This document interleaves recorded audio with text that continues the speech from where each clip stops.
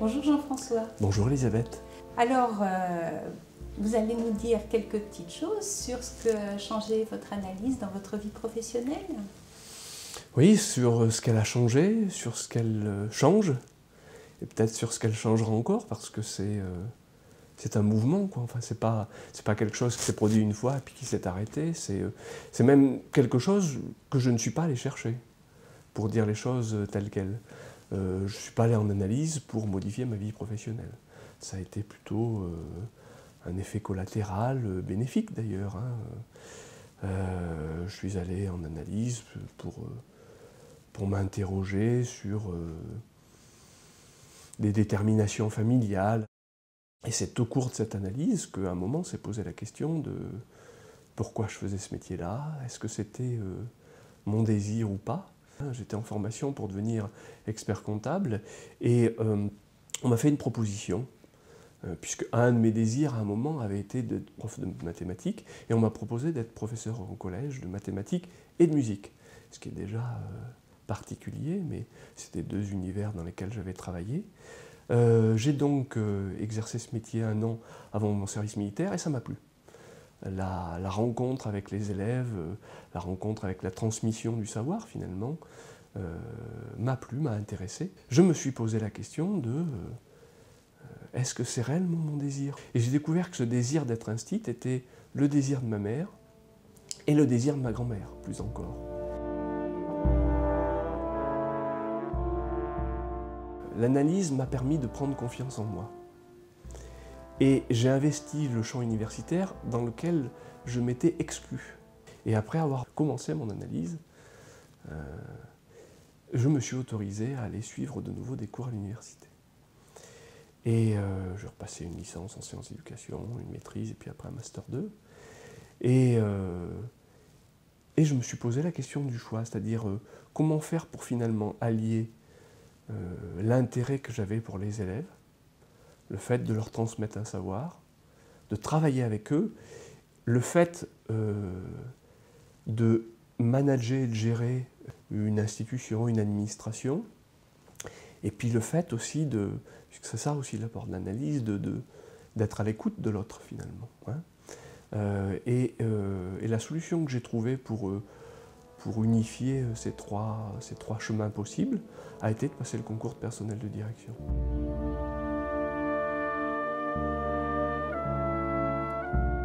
Donc la psychanalyse, mon analyse, elle oriente finalement, elle donne un cap, toujours à réguler de où s'oriente mon désir. C'est-à-dire qu'est-ce que j'ai envie de faire pour que ma vie soit ma vie.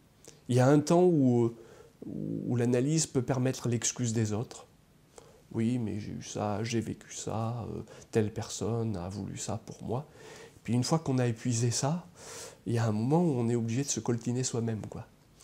Et finalement, quand on pioche et qu'on va chercher comme ça des événements de sa vie, on ne sait jamais ce qui va sortir, quoi. On ne sait jamais ce qui va sortir, surtout que ce qui sort vient souvent dans un acte incontrôlé et d'inconscient, un lapsus, un rêve. Mon analyse fait apparaître mon signifiant maître qui est la vie. Dans ce que j'ai eu à vivre, la pulsion de mort ou la pulsion morbide des autres était très présente, quoi. Face à cette mésestime que j'avais de moi-même, l'analyse m'a permis de reprendre confiance et d'ouvrir des fenêtres, d'apercevoir une respiration. Et donc c'est cette expérience que je vis depuis maintenant 20 ans qui m'amène à des questions nouvelles ou à des questions qui se renouvellent, qui m'amènent aussi parce que il y a peut-être une chose importante à dire, c'est que la psychanalyse ne sauve pas de tout, quoi. D'abord, elle ne sauve pas. Et deuxièmement, il y a aussi la contingence de la vie qui s'impose, comme ça, parfois, sur un incident professionnel, sur un événement familial, et qui réinterroge, ou qui interroge, même de façon nouvelle, ce que l'on est, notre façon de réagir, d'être.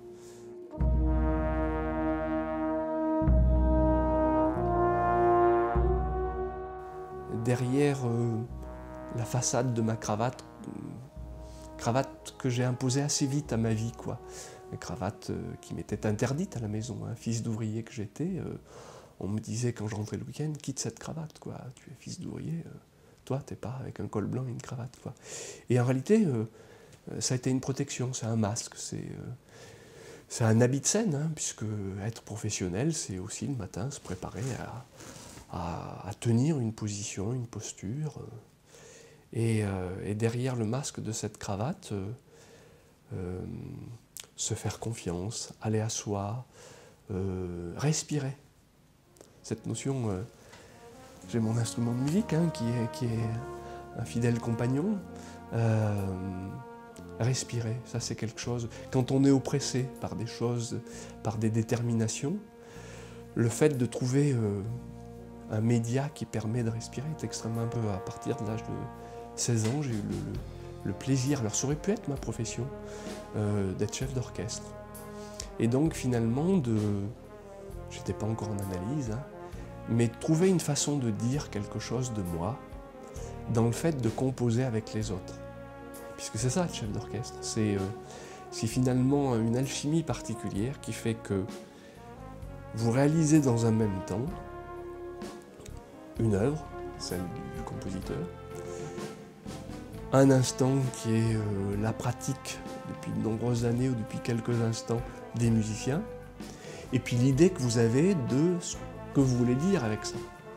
Dans la répétition, vous ciselez ça, vous polissez finalement et vous sublimez quelque chose. Au lieu de présenter finalement la musique en disant ah, nous allons jouer l'œuvre de telle personne, c'était un texte théâtral qui venait présenter cette musique et il y avait comme ça un spectacle qui se déroulait.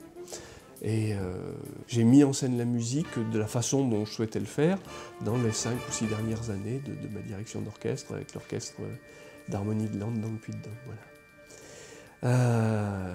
Orchestre auquel je suis toujours très attaché.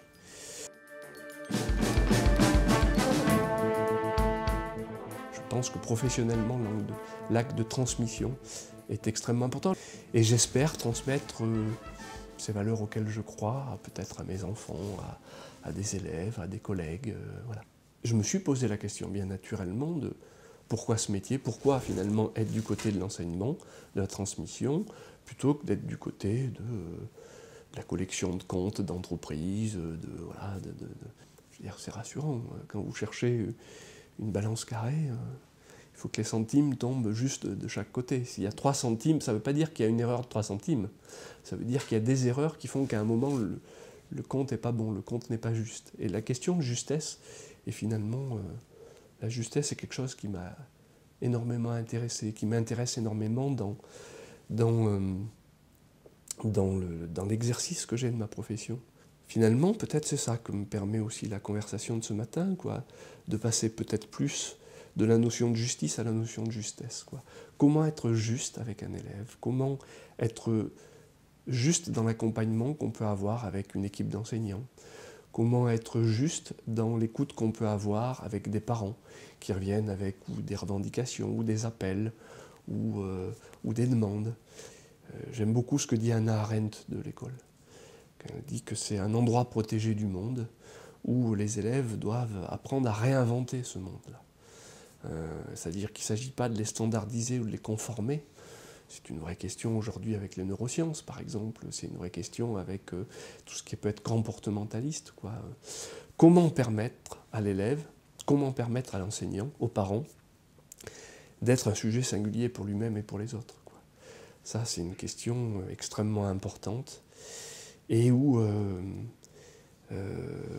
la psychanalyse me semble être un trublion qui empêche le dogme pour moi. C'est-à-dire qu'on ne vient pas avec une méthode toute faite. L'analyse m'a permis peut-être, oui, de sortir en tout cas, j'espère, des déterminismes dogmatiques, de pensées toutes faites,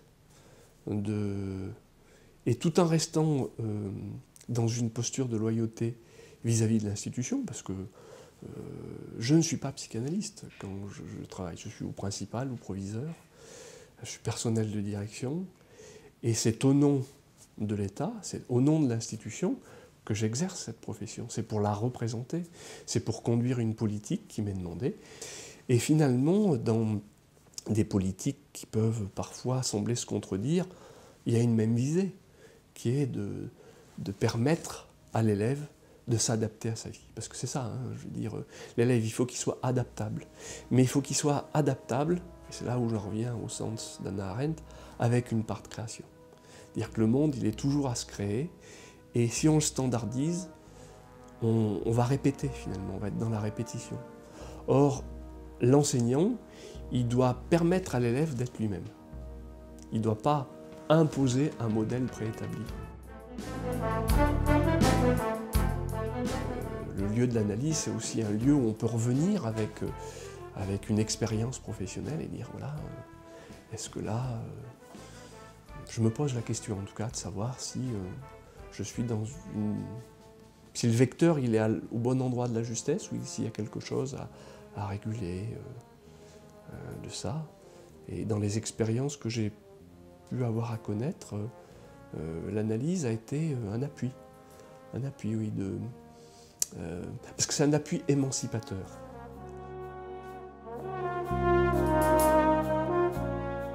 C'est pas un discours qui est mort et qui est déjà dans une bibliothèque. C'est un discours qui s'interroge en permanence sur lui-même, quoi. C'est que j'ai jamais vu quelqu'un arriver sur un exposé analytique et dire voilà, c'est comme ça. Ça a toujours été dit, Éric Giuliani le dit actuellement, je m'interroge, j'ai relu, je pensais et je me suis aperçu.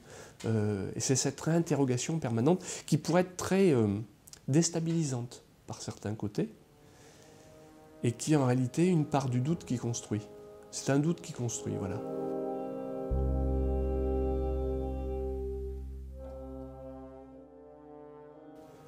Derrière ce que paraît l'individu, il y a ce qu'il dit et ce qu'il ne dit pas. J'ai le cas d'une élève qui a été le cas peut-être le plus marquant, d'une élève qui finalement disait peu de choses d'elle, mais qui m'était envoyée régulièrement par des enseignants parce qu'elle ne travaillait pas. Elle ne loupait aucun cours, elle était à l'heure, mais elle ne faisait rien. Elle rendait des copies blanches. Et donc les enseignants venaient parce qu'ils étaient face à une impasse et ils venaient face à cette impasse en disant comment vous pouvez nous aider. Donc ils venaient chercher de l'autorité de mon côté. Hein. Et cette élève venait, je discutais avec elle, elle discutait un peu avec moi, mais disait finalement assez peu de choses. Et je la punissais, mais j'essayais de la punir au plus juste, avec le plus de justesse possible. Moi, l'avantage du personnel de direction, c'est qu'il n'est pas dans comment dirais-je, dans l'affect que peut avoir un professeur vis-à-vis de son élève. Et un jour, en descendant dans le couloir, alors que j'allais la punir, hein, une nouvelle fois, avec 2 heures de colle, elle a lâché quelque chose, mais dans un murmure, hein, elle marchait devant moi, et elle m'a dit, de toute façon, en ce moment, ça recommence. Mais j'ai eu de la chance de l'entendre, hein, j'ai eu de la chance. Et j'ai dit, bon, on va remonter dans le bureau. Et on est remonté dans le bureau, j'ai dit, voilà, vous avez dit ça, là. Et elle avait beaucoup de mal à parler. Et elle a lâché quelque chose. Alors après, j'ai orienté. Elle avait assisté à la mort de son amie à côté d'elle, sur son lit. Son amie avait fait une crise cardiaque. Elles étaient assises toutes les deux sur un lit. Son amie était décédée comme ça en un instant. Elle n'en avait jamais rien dit à personne. Elle était toujours restée dans ce vide. C'est-à-dire qu'elle était allée chercher les parents de cette jeune fille, qui avaient alerté les pompiers, qui avaient essayé de la ranimer. Elle était là à côté. Et 3 ans après, c'est avec son accord que j'ai appris à sa maman que sa copine était morte à côté d'elle. Et ça a décalé complètement sa façon d'être, parce qu'en réalité, elle se coltinait ce vide en permanence, quoi. Voilà.